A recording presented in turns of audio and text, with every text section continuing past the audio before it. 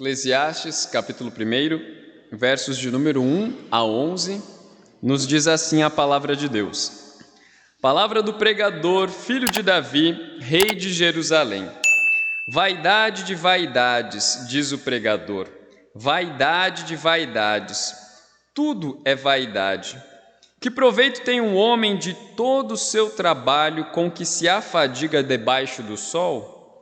Geração vai e geração vem, mas a terra permanece para sempre. Levanta-se o sol e põe-se o sol, e volta ao seu lugar, onde nasce de novo. O vento vai para o sul e faz o seu giro, para o norte. Volve-se e revolve-se na sua carreira, e retorna aos seus circuitos. Todos os rios correm para o mar, e o mar não se enche. Ao lugar para onde correm os rios, para lá tornam eles a correr.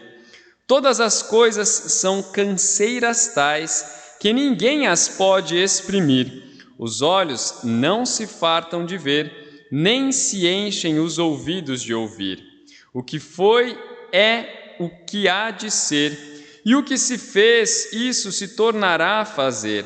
Nada há, pois, novo debaixo do sol.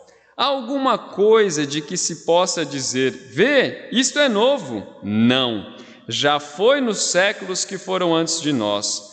Já não há lembrança das coisas que precederam, e das coisas posteriores também não haverá memória entre os que hão de vir depois delas.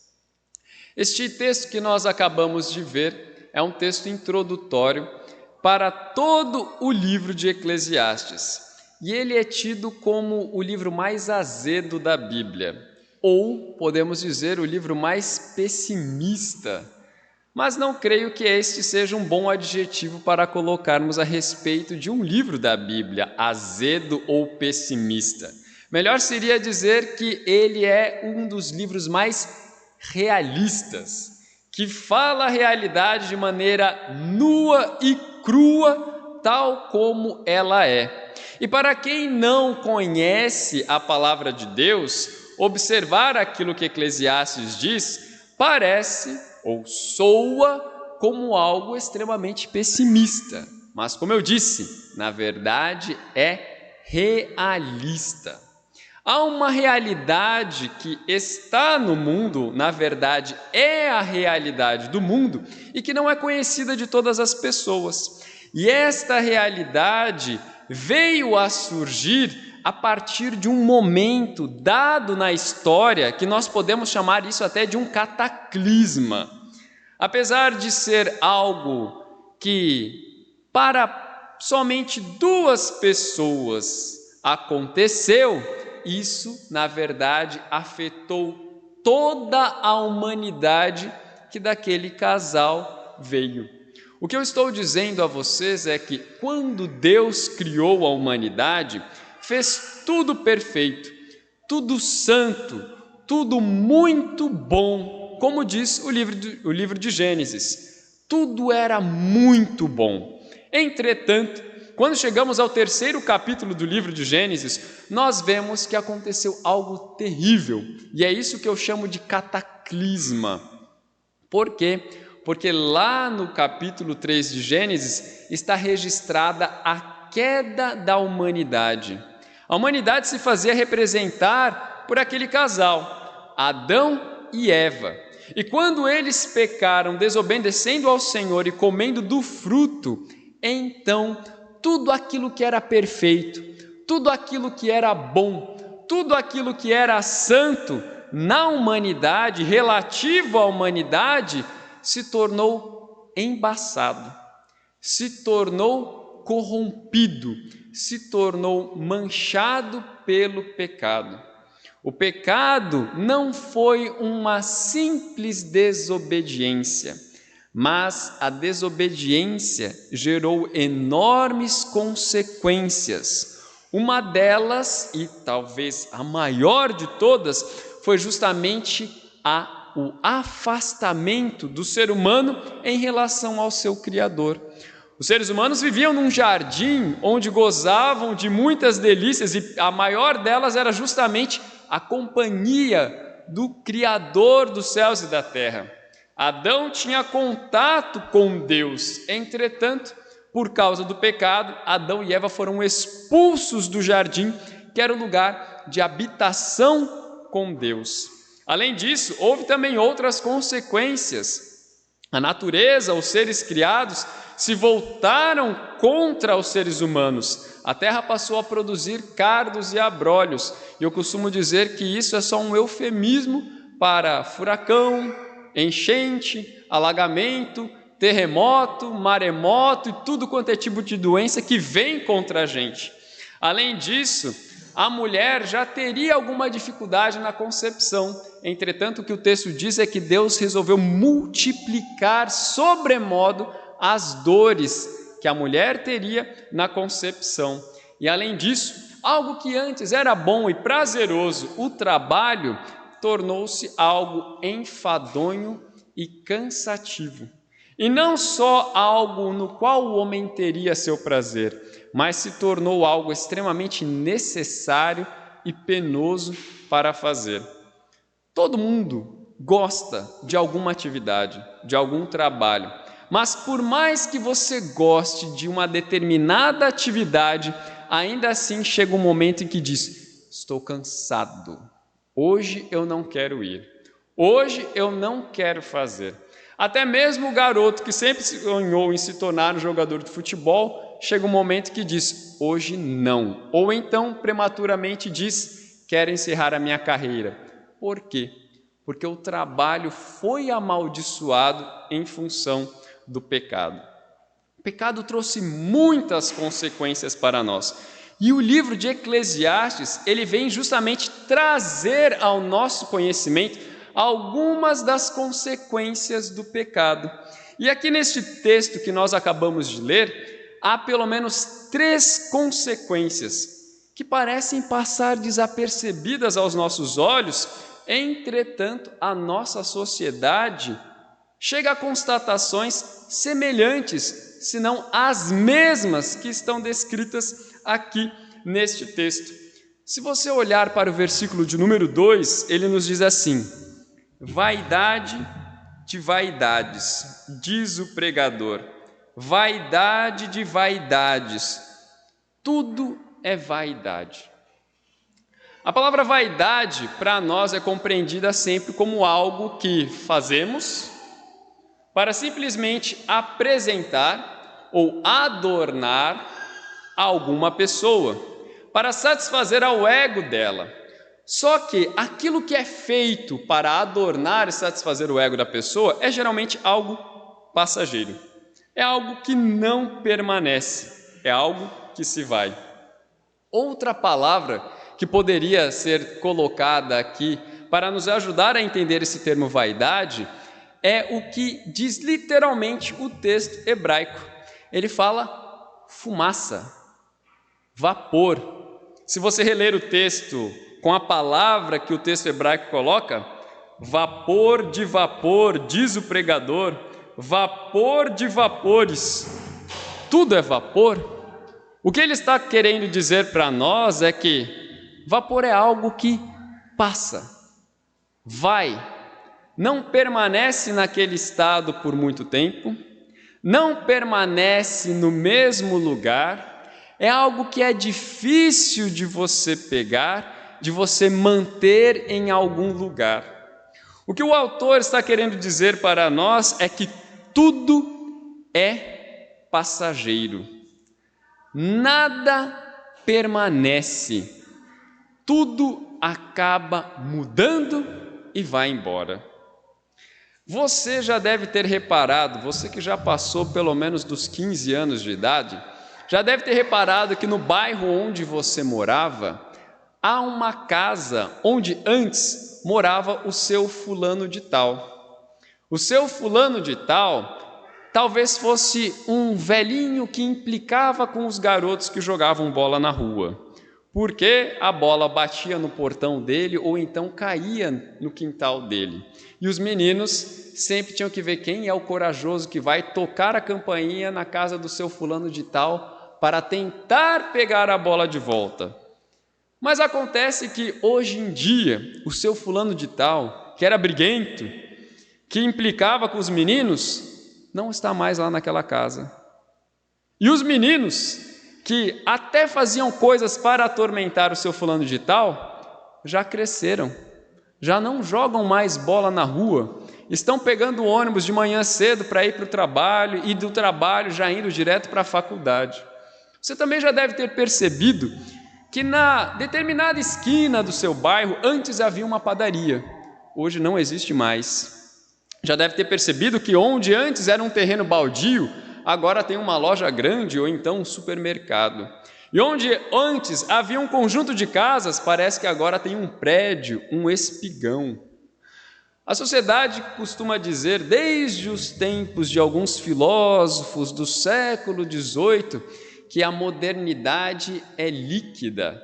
As coisas da nossa sociedade, elas se esvaem, se transformam e não permanecem. Vem, os filósofos do passado já diziam isso. E até um cantor famoso que a gente conhece por aí, um tal de Lulu Santos, fala: hoje o tempo voa, amor, e escorre pelas mãos. O tempo passa.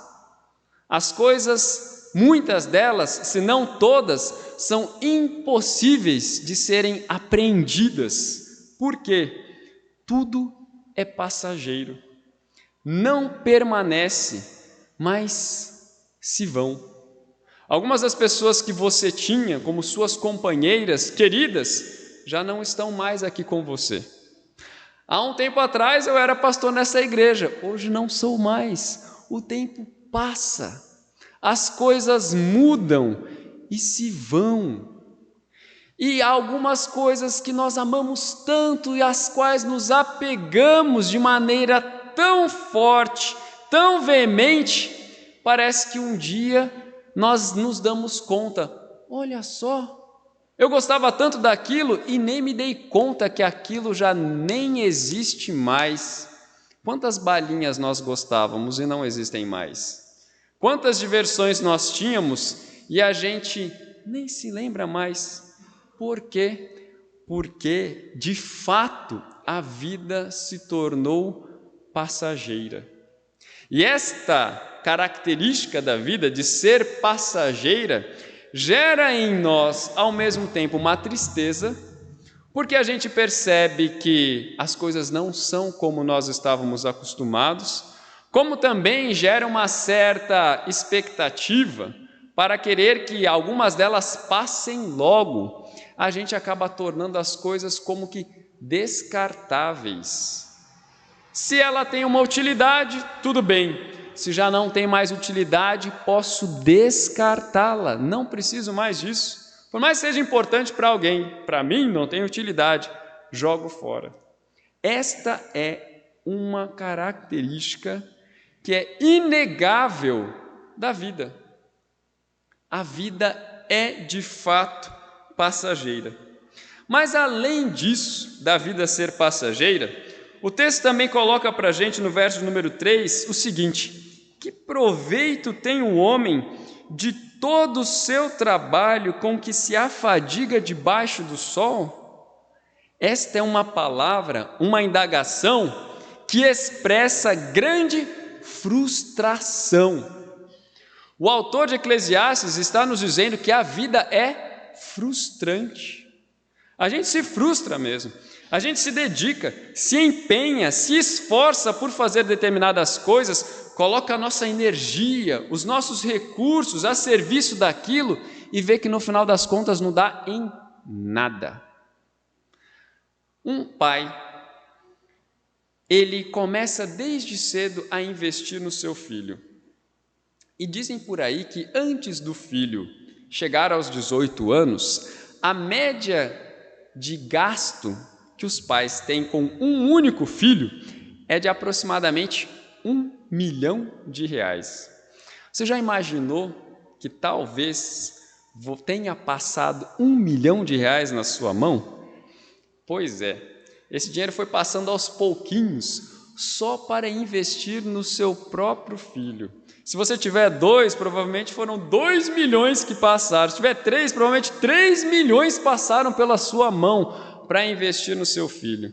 E aí os pais pagam escola particular, pagam uma escola de inglês, investem porque o menino queria fazer futebol, compra uma roupa boa, investe em passeios, tudo para que essa criança seja feliz, tenha uma boa formação, mas chega aos 18 anos, o sujeito está com o cabelo comprido, com a barba mal feita, está dentro da sua casa, não fala em estudar, não fala em trabalhar e ainda está pedindo coisa para você. Aí você pensa assim, eu com 14 anos já fazia muito mais do que esse que com 18 não está fazendo nada. E já investi 1 milhão e ainda está me dando trabalho. Que frustração. Este é só um exemplo.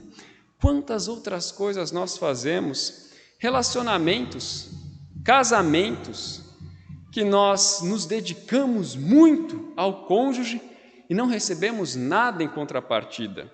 E não é que fazemos por querer algo em troca, mas é porque é natural. Há uma balança. Eu faço e porque eu faço, eu sei que você também fará por mim. E não é satisfazer a minha vontade, mas fazer exatamente aquilo que a palavra de Deus diz. A mulher se sujeitando ao seu marido, porque o marido, como cabeça, vai guiá-la no caminho que é santo, que é justo. Só que o marido não guia por nada que é santo, não guia por nada que é justo, não guia por nada que seja louvável. Pelo contrário, afasta a mulher do caminho de Deus. Ou podemos falar do contrário também, né? O homem faz todo o seu dever e a mulher, totalmente rebelde, faz tudo aquilo contrário que diz a palavra de Deus. Imagina, um homem obediente, quão frustrado não é por ver que a sua mulher não é temente a Deus. Uma mulher obediente, imagina quão frustrada não é por ver que o seu marido não é temente a Deus. A vida nos traz frustrações, é verdade. E por mais que você cuide bastante da sua saúde, por mais que você tome todas as precauções, por mais que você vá à academia, faça check-up todo início de ano, tome as devidas medicações e se alimente muito bem, vem um tal de Covid e deixa você doente. Assim, mas eu me preveni de tudo. Sim, a vida tem muitas frustrações. Nos frustramos com amigos, nos frustramos com irmãos da igreja, nos frustramos com pastores, chegamos até mesmo a nos frustrar com o próprio Deus. Porque a gente tinha uma expectativa de que Ele fizesse alguma coisa e não fez exatamente aquilo que nós esperávamos. Não quer dizer que Deus errou. Nós é que tínhamos expectativa errada em relação àquilo que Deus tem para nós e por isso nos frustramos. A vida, de acordo com o autor de Eclesiastes, ainda que tenha bastante trabalho, que proveito tem o homem de todo o trabalho com o qual se afadiga debaixo do sol.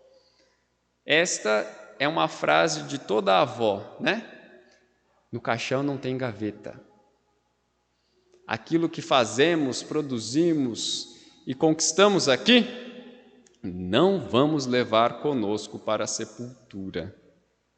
Por isso o autor diz, que proveito tem trabalhar e construir um império, se a morte vai chegar e você não vai levar nada disso com você. A vida é, de fato, frustrante. E dos versos de número 4 até o verso de número 11, o autor nos diz que a vida é extremamente repetitiva, ou melhor dizendo, enfadonha. A vida é enfadonha. Olha o que ele diz: geração vai e geração vem, mas a terra permanece para sempre. Quantas e quantas pessoas passaram por aqui e Praia Grande continua Praia Grande. Esta terra tupiniquim continua sendo uma terra tupiniquim. Levanta-se o sol, põe-se o sol e volta ao seu lugar onde nasce de novo. Todo dia a mesma coisa. O sol nasce, o sol se põe. O vento vai para o sul e faz o seu giro para o norte. Volve-se e revolve-se na sua carreira e retorna aos seus circuitos. O vento faz aquilo que ele sempre fez, o seu percurso, que repete e repete. Todos os rios correm para o mar e o mar não se enche. Ao lugar para onde correm os rios, para lá tornam eles a correr. A água do rio sempre está correndo e nunca acaba. Sempre tem água para continuar correndo e chegar no mar. O mar sempre está recebendo mais água, de chuva, de rio, mas ele nunca passa daquele limite. Pode ir um pouquinho, volta para o seu marco inicial. Todas as coisas são canseiras tais que ninguém as pode exprimir. Os olhos não se fartam de ver, nem se enchem os ouvidos de ouvir. Isso a nossa geração sabe muito bem. Quantos filmes tem na Netflix? Eu não faço ideia, tem muito. Mas a gente não assina só a Netflix. A gente assina também a Amazon Prime. Quantos filmes tem na Amazon Prime? Não sei, tem muito. Mas a gente não se contenta com a Netflix e a Amazon Prime. A gente vai para o Disney Plus. Quantos tem no Disney Plus? Não sei. Mas a gente não se contenta com isso e de vez em quando ainda aluga alguns filmes lá no YouTube. Quantos filmes tem no YouTube? Não sei. Mas às vezes a gente se cansa e assina Brasil Paralelo ou qualquer outro serviço de streaming que tem por aí.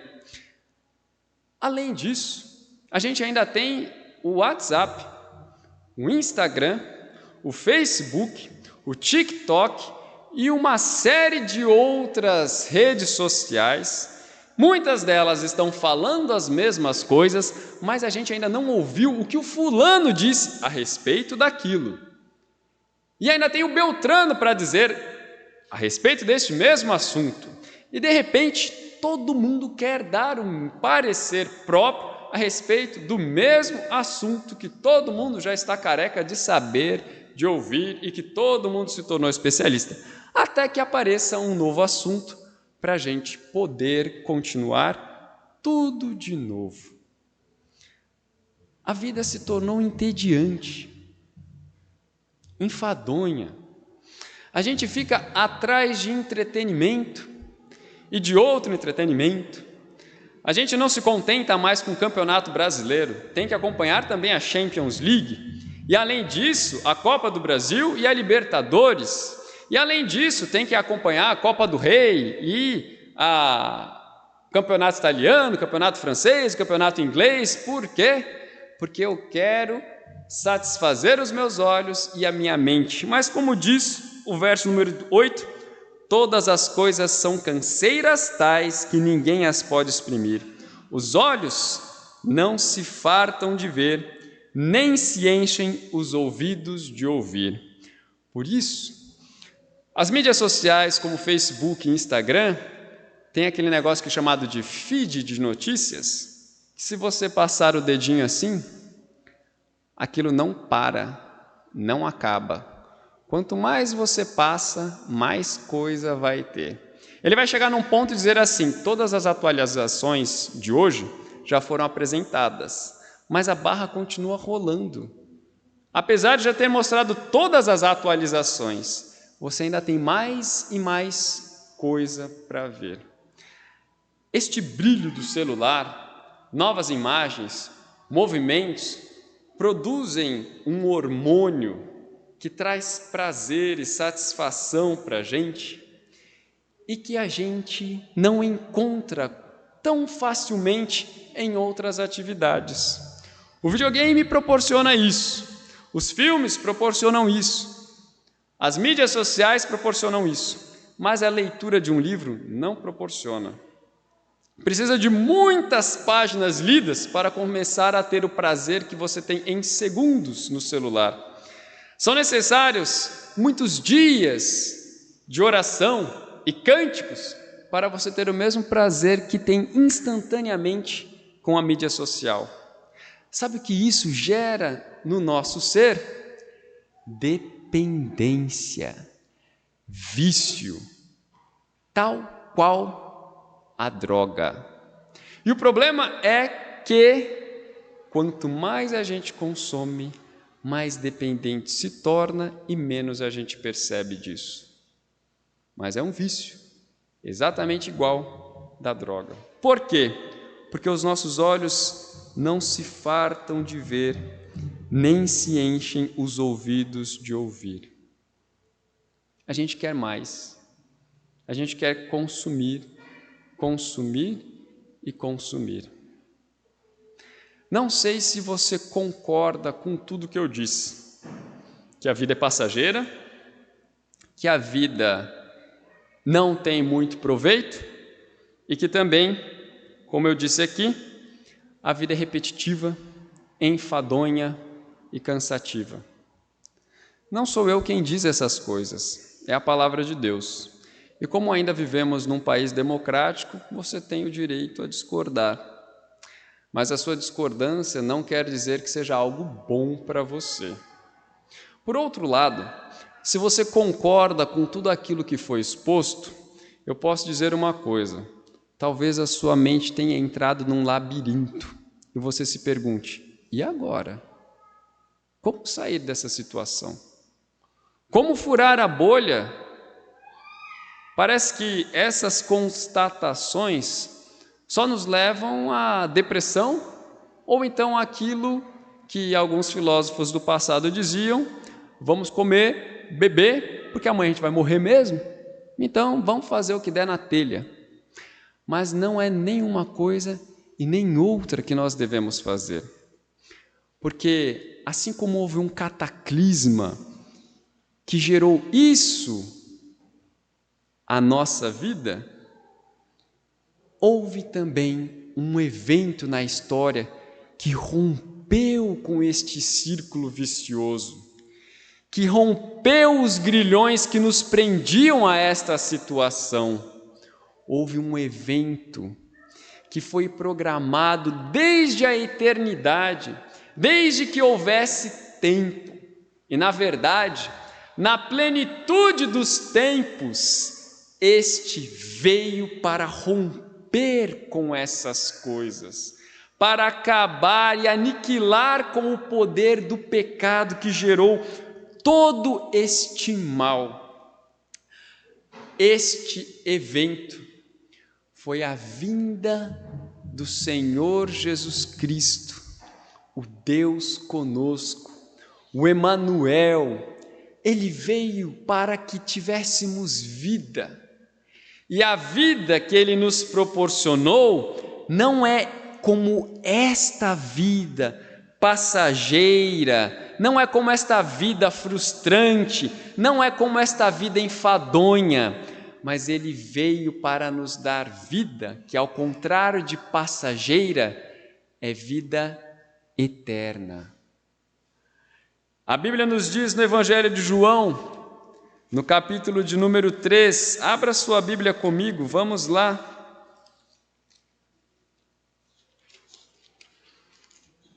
Evangelho de João, capítulo de número 3, a partir do verso de número 14, nos diz assim: e do modo porque Moisés levantou a serpente no deserto, assim importa que o Filho do Homem seja levantado, para que todo aquele que nele crê tenha a vida eterna.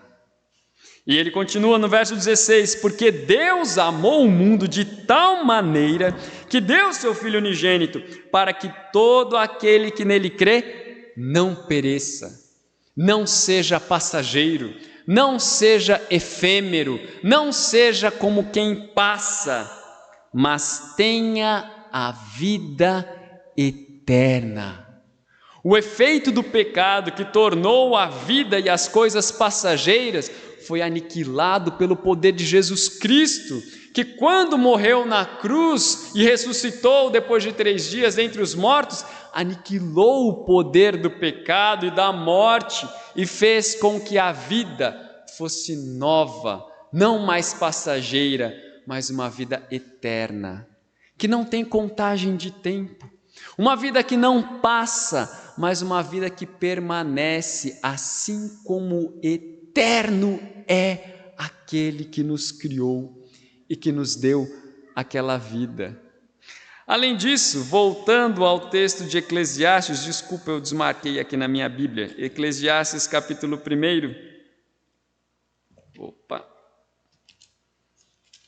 O verso número 3, que nos falava a respeito desta vida que não gera resultados, que as coisas não se pode ter proveito, lá na primeira carta de Paulo aos Coríntios, no capítulo de número 15, no verso de número 58, o apóstolo Paulo nos diz: portanto, meus amados irmãos, sede firmes, inabaláveis e sempre abundantes na obra do Senhor, sabendo que no Senhor o vosso trabalho não é vão. Se antes, com a vida que tínhamos, a vida de pecado, que sofria as consequências do pecado, a nossa vida era frustrante, agora sabemos que todo o nosso trabalho, todo o nosso empenho, todo o nosso esforço, quando feito no Senhor e para a glória do Senhor, isso não é vão, não é passageiro, não é inútil, não é sem resultado, é algo que permanece, é algo que rende frutos que permanecem, desde que sejam frutos em Deus, para a glória de Deus. Tanto que a palavra de Deus nos diz que por causa dos nossos frutos, nós seremos recompensados. A Bíblia fala no Novo Testamento muitas e muitas vezes a respeito de galardão. O que são galardões? São prêmios, recompensas pelo trabalho que fazemos nesta vida. Ao contrário do que as avós diziam, que o caixão não tem gaveta, pode ser, é verdade, o caixão não tem gaveta, mas na eternidade teremos uma coroa, na eternidade teremos galardões que serão dados a nós, segundo aquilo que fazemos aqui, nesta vida. Portanto, se aquela vida era frustrante, a vida que temos em Cristo é uma vida de recompensas, é uma vida de alegria, de contentamento. Por quê? Porque no Senhor o nosso trabalho não é vão, não é inútil. E por último, se antes a vida era enfadonha, cansativa, era uma vida repetitiva, que as coisas se repetem, como dizia Elis Regina, ainda somos os mesmos e vivemos como os nossos pais, agora, em Cristo Jesus, a coisa é completamente diferente. Pois o livro de Apocalipse, no capítulo de número 21,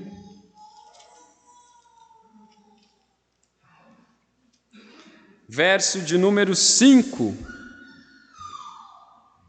nos apresenta que a bolha do círculo vicioso foi furada e as coisas não são mais canseira e repetição contínua, porque lá está escrito, Apocalipse 21, verso 5, e aquele que está assentado no trono disse: eis que faço novas todas as coisas. E acrescentou: escreve, porque estas palavras são fiéis e verdadeiras. É Ele quem nos traz novidade. É Ele quem transforma as coisas, tornando-as muito melhores. E quer saber?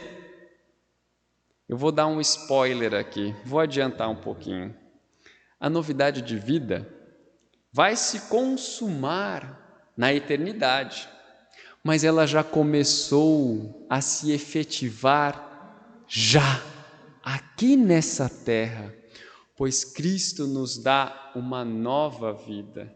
Não vivemos mais sob o peso da consequência dos nossos pecados, pois Cristo Jesus já tomou sobre si o peso dos nossos pecados quando Ele morreu na cruz. Não vivemos com medo do inferno, mas vivemos a expectativa do encontro com o nosso Senhor. Não vivemos mais com dificuldade para oferecer perdão, porque uma vez que fomos perdoados, também sabemos perdoar, já não guardamos mais rancor, já não guardamos amargura nem ressentimento, mas sabemos em Cristo Jesus amar uns aos outros, inclusive aqueles que não merecem, mas precisam ser amados. Há tantos, muitos, inclusive nós, não merecíamos amor, mas assim como outros que conhecemos, também precisamos do amor. E recebemos o amor de Deus e temos visto e experimentado o amor de Deus através do amor que os nossos irmãos têm por nós. Ainda que não mereçamos, mas temos recebido. Isso não tínhamos naquela vida repetitiva, cansativa e enfadonha, mas em Cristo Jesus desfrutamos desta novidade de vida. A Bíblia nos traz essas novidades. Em Cristo, a vida não é mais a mesma. Em Cristo, a vida não é passageira, não é frustrante, nem enfadonha. Em Cristo, a vida é eterna. Em Cristo, o nosso trabalho não é vão. Em Cristo, vivemos desde já uma novidade, uma nova vida, em que as coisas se tornam novas e um dia hão de ser completamente novas. Há um autor bastante conhecido que escreveu o livro para crianças e para adultos. O nome dele é C.S. Lewis. E ele escreveu um livro muito famoso que também se tornou filme, As Crônicas de Nárnia.